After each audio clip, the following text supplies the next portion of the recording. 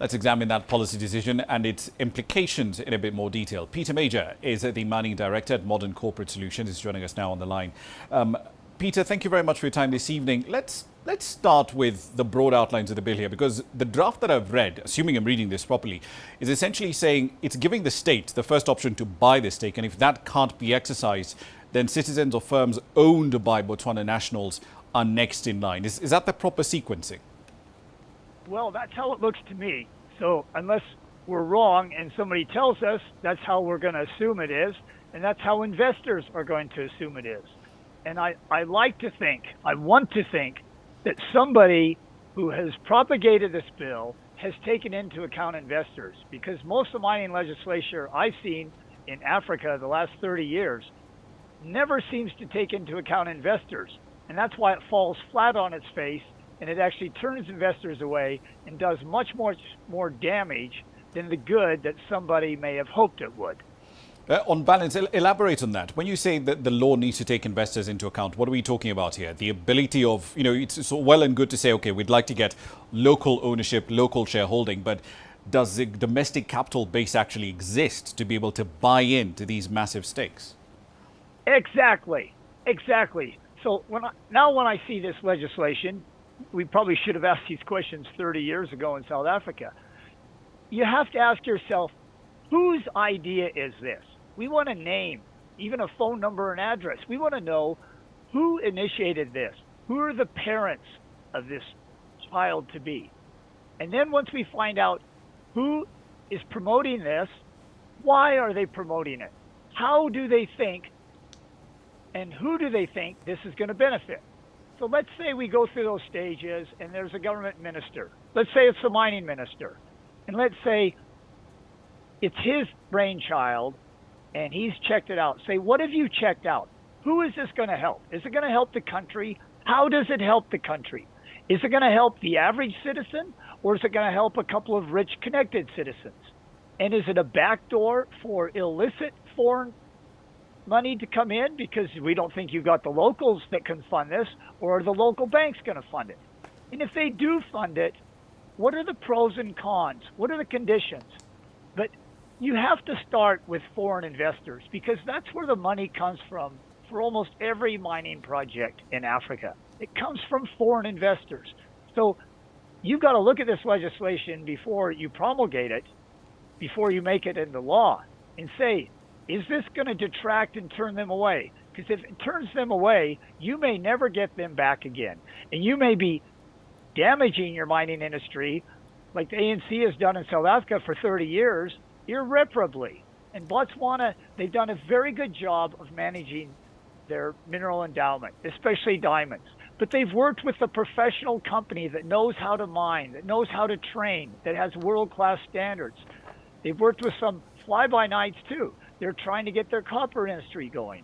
But you do that by working with people who have the expertise, not just making up legislation without involving them. It hasn't been thoroughly stress tested. And let me flip your question around, because in reading around Botswana's mining sector ahead of this conversation, I mean, there's 6 listed companies on the Botswana stock market. So in theory, under existing law, what stops them from directly making unsolicited offers to buy stakes in local mining operations over and above that 15% stake that's stated in law? Exactly. Yeah, I'd like to know what stops them, what prevents them. And then if there is something that prevents them, is it constitutionally correct? Is it constitutionally legal, or is it illegal? And we've seen the mining legislation in South Africa. It's a patchwork. It's a quilt of everybody's dreams, fantasies, wannabes. And the people that promulgated that, put it together, have they any track record of successful legislation? Have they any track record of attracting investment, of building industries, of employing people? Because the people that are making these rules and regulations, they never seem to be held accountable. Now, I'm not saying this one's bad, but I want to see that thought through. And if it is passed, darn it, they've got to adhere to holding people to account and say, what are the milestones? What was this hoped to achieve? And start measuring it within 6 months to a year. And by the second year, if it's not even close to achieving that, and you find out it's doing damage, then maybe you've got to repeal it. Never be afraid to repeal something that's incorrect. Don't just leave it there and say, oh, sorry, that's a mistake, we'll do something else. It just doesn't work. So the Mines and Minerals Act doesn't cover oil and gas assets. And there have been some interesting finds, right, in that part of the world, especially next door in Namibia. Massive offshore oil and gas finds, especially in deep water locations. But would a similar provision be considered for the relevant law in Botswana, the Petroleum Exploration and Production Act? I'm sure they'll consider it. If you look at South Africa as an example, theirs is even more intimidating and has chased away even more investment than their mining. And you would have thought they'd learned something from their mining legislation and they would have improved on petroleum. But no, they've actually doubled down and made it worse. So that fact tells me Botswana, if they're going to implement this on mining, they're probably going to implement it on energy sector as well. And then, does energy, oil and gas, okay, separate that from coal, because we know coal is energy. But all this legislation, I just don't think it's thought well through. Go back again. Who's allowed to invest? Can a listed company, even though it's a foreign company, can invest? And last point I'd like to make, if you're an investor, do you like being forced into a partnership with somebody who is undercapitalized, who doesn't really care, who's getting this for free or getting it at a heck of a discount? Those aren't the kind of partners you want. You want a partner who's putting in penny for pound that you are. He puts in every hour of sweat labor that you put in. That's the kind of partner you want. And you want one who's trustworthy and who has a track record. Most of these mining deals, they're forced marriages, and that's why they don't work.